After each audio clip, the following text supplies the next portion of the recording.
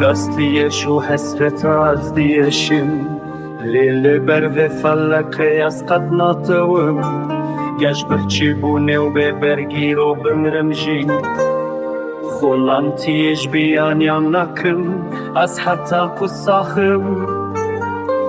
آخل من درد کله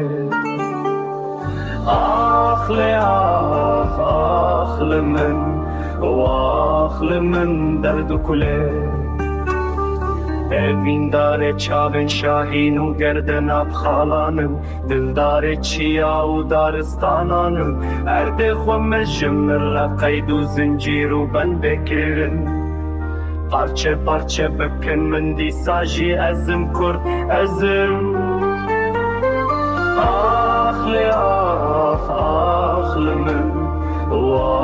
axli min berdi kulê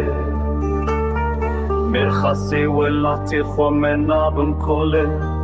ازی بمرم لناکم قبول بندستیه